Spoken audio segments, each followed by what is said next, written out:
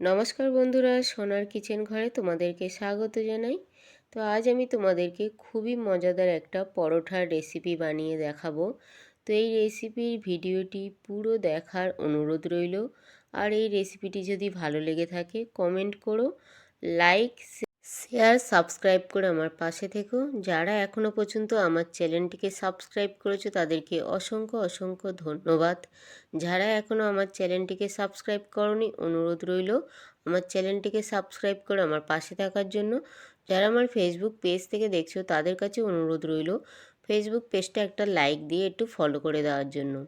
তো রেসিপিটি বানানোর জন্য প্রথমে দেখো এখানে আমি একটা বাসন নিয়ে নিয়েছি। ওই বাসনের মধ্যে আমি ছোট বাটি 1.5 বাটি আটা নিয়ে নিলাম। 1.5 বাটি আমি আটা নিয়ে নিলাম। ওই আটার মধ্যে আমি একটু নুন নিয়ে নিলাম। নুনটা দিয়ে আমি নুনটা খুব ভালো করে আটার সঙ্গে মাখিয়ে নিলাম। তোমরা চাইলে কিন্তু আটার পরিবর্তে তোমরা ময়দা দিয়ে করতে পারো। তারপরে আমি নুনটা মাখিয়ে নিয়ে আমি অল্প অল্প করে একটু জল দিয়ে আমি আটাটা মাখিয়ে নেব। তো এখানে দেখো আটাটা কিন্তু আমি মাখিয়ে নিয়েছি। আর আটাটা কিন্তু একটু শক্ত করে মাখাতে হবে, খুব বেশি নরম হলে কিন্তু পরোঠার জন্য ভালো হবে না। তো আটাটা একটু শক্ত করে মাখিয়ে নিতে হবে। তো আটাটা মাখানো হয়ে গেছে। এবার আটাটা আমি কিছুক্ষণের জন্য রেস্টে রেখে দিলাম। তারপরে দেখো এখানে আমি একটু পনির নিয়ে নিয়েছি। আর এই পনিরটা কিন্তু আমার বাড়িতে বানানো পনির, তোমরা কিন্তু কিনে নিয়ে এসেও করতে পারো। তারপর দেখো আমি এখানে একটা গ্রেটার নিয়ে নিয়েছি। ওই গ্রেটারের মধ্যে যেটা ছোট দিক আছে ওই ছোট দিকে আমি এই পনিরটা গ্রেট করে নেব। তো এইভাবে কিন্তু ছোট দিকটা দিয়ে গ্রেট করে নিলে খুব সুন্দর হবে এই পরোঠাটা। তো এখানে দেখো আমি পনিরটা পুরোটা আমি গ্রেট করে নিলাম।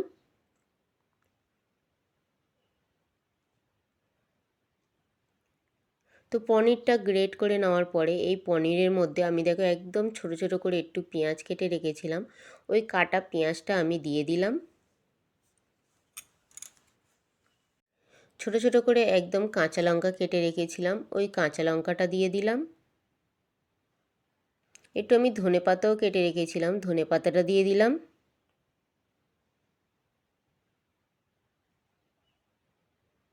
একটু আমি গোটা জিরে দিয়ে দিলাম। গোটা জিরেটা যদি তোমাদের ভালো না লাগে তোমরা কিন্তু একটু জোয়ানও দিতে পারো। তারপরে দেখো এখানে আমি কিছু মশলা দেব। একটু আমি ভেজে রাখা ধনে গুঁড়ো দিয়ে দিলাম। আর একটু ভেজে গুঁড়ো করে নেওয়া জিরে আমি দিয়ে দিলাম। স্বাদ অনুযায়ী নুন দিয়ে দিলাম। একটু আমি আমচুর পাউডার দিয়ে দিলাম। একটু আমি কালারের জন্য কাশ্মীরি লঙ্কা গুঁড়ো দিয়ে দিলাম। দিয়ে এবার সমস্ত উপকরণ খুব ভালো করে আমি এই পনিরটার সঙ্গে আমি সমস্ত উপকরণ খুব ভালো করে আমি মিশিয়ে নেব। তো আজ আমি বানাবো পনিরের পরোঠা।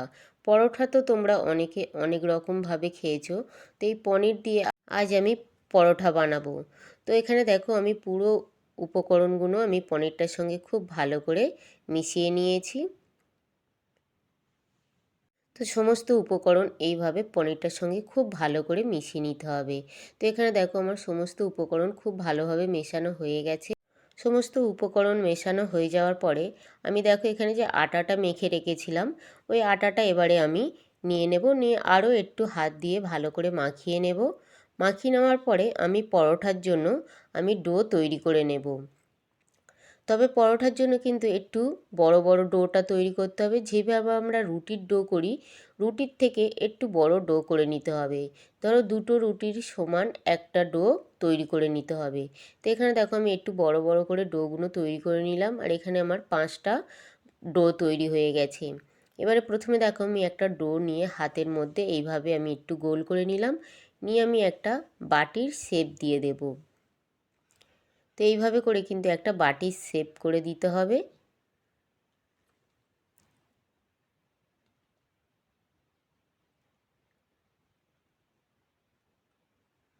তো এখানে দেখো আমার বাটির শেপ করা হয়ে গেছে। এবার এই বাটির শেপটার মধ্যে আমি যে পনিরটা মশলা মাখিয়ে রেখেছিলাম ওই মশলা মাখানো পনিরটা আমি দিয়ে দেব। যতটা এই বাটির ডোর মধ্যে ধরে ততটা কিন্তু চেপে চেপে এই পনিরটা দিয়ে দেব। তাহলে কিন্তু এই পরোটাটা খেতে কিন্তু ভীষণই ভালো লাগবে। তো এখানে দেখো আমি কিন্তু চামচ দিয়ে চেপে চেপে পুরো ভর্তি করে দিলাম। এবারে আমি মুখটা বন্ধ করে দেব যাতে পনিরটা বাইরে বেরিয়ে না আসে, সেইভাবে কিন্তু আমি মুখটা দেখো চেপে চেপে এইভাবে আমি বন্ধ করে দিলাম। দিয়ে হাত দিয়ে আমি একটু গোল করে নিলাম। নিয়ে দেখো পনিরের পুর ভরাটা আমার এইভাবে আমি পুরো পুর ভরে আমি রেডি করে নেব। নেওয়ার পরে দেখো এখানে আমি বেলার জন্য বেলন নিয়ে নিয়েছি। নিয়ে ওর মধ্যে আমি একটু আটা ছড়িয়ে দিলাম, দিয়ে হাত দিয়ে একটা আমি এইভাবে একটু চেপে চেপে দেব। হাত দিয়ে একটু হালকাভাবে এইভাবে একটু চেপে চেপে দিয়ে এবার আমি হালকা করে একটু বেলে নেব, যাতে রুটিটা ফেটে না যায়, গিয়ে মশলাটা বেরিয়ে না আসে। সেইভাবে কিন্তু হাত দিয়ে একটু হালকা করে চেপে দিয়ে এইভাবে হালকা করে একটু বেলে নিতে হবে। আর বেলাটা কিন্তু খুব বেশি পাতলা করলে হবে না, একটু কিন্তু মোটা মোটা থাকবে, সেইভাবে কিন্তু বেলে নিতে হবে। তো এখানে দেখো আমার কিন্তু একটা পরোটা বেলা হয়ে গেছে। আর আমি এখানে তোমাদের দেখাচ্ছি, দেখো একটু কিন্তু মোটা করেই আমি বেলেছি, আমি কিন্তু খুব বেশি পাতলা বেলিনি, একটু মোটা মোটা কিন্তু এই পরোটা ভালো লাগে। তারপরে দেখো পরোটাগুলো আমি পুরোটা বেলে নিয়েছি। নেওয়ার পরে দেখো আমি গ্যাসের মধ্যে একটা তাওয়া বসিয়ে দিয়েছি। ওই তাওয়াটা গরম হয়ে যাওয়ার পরে আমি একটা পরোটা দিয়ে দিলাম। দিয়ে একটা দিক একটু হয়ে গেলে আমি আর একটা দিক উল্টে দেব। তবে কিন্তু এই পরোটাটা ভাজার সময় একটু কিন্তু গ্যাসটা কমিয়ে দিয়ে ভাজতে হবে, নাহলে কিন্তু পরোটাটা ভিতরে পুরো কাঁচা রয়ে যাবে। তো এবারে দেখো একটা দিক হয়ে যাওয়ার পরে আমি আর একটা দিক উল্টে দেওয়ার পরে আর যে দিকটা হয়ে গেছে ওই দিকটাই আমি একটু ঘি লাগিয়ে দিলাম। তোমরা চাইলে কিন্তু সাদা তেল দিয়েও করতে পারো, আমি এখানে পরোটা কিন্তু আজ ঘি দিয়ে ভাজবো।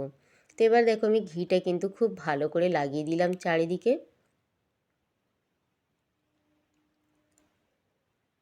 ঘিটা লাগানো হয়ে যাওয়ার পরে আমি আবারও আর একটা দিক উল্টে দিলাম। উল্টে দেওয়ার পরে আর একটা দিকেও আমি খুব ভালো করে ঘিটা লাগিয়ে দেব।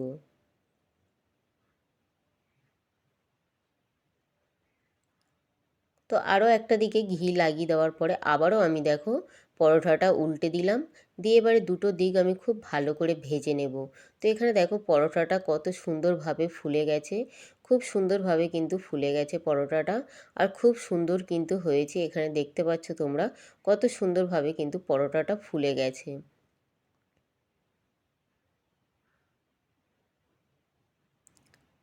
তো এখানে আমার একটা পরোটা রেডি হয়ে গেছে, পরোটাটা আমি উঠিয়ে নিলাম। নেওয়ার পরে বাকি যে পরোটা আছে আমি একইভাবে বাকি পরোটাগুলোও আমি ভেজে নেব।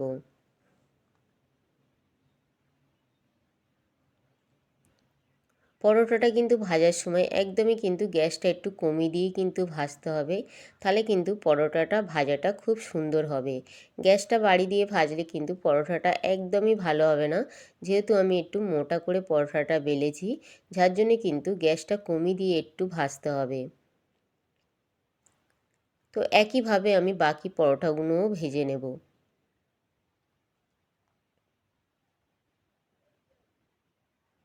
তো এখানে দেখো আরও একটা পরোটা আমি ভেজে নিচ্ছি। একই সেমভাবে আমি ঘিটা লাগিয়ে দিলাম। তোমরা চাইলে কিন্তু ঘি তেল মিশিয়েও করতে পারো, নাহলে শুধু ঘি কিংবা শুধু তেল দিয়েও করতে পারো। এখানে দেখো পরোটাগুলো কত সুন্দরভাবে ফুলে যাচ্ছে, প্রত্যেকটা পরোটা কিন্তু খুব সুন্দরভাবে ফুলছে।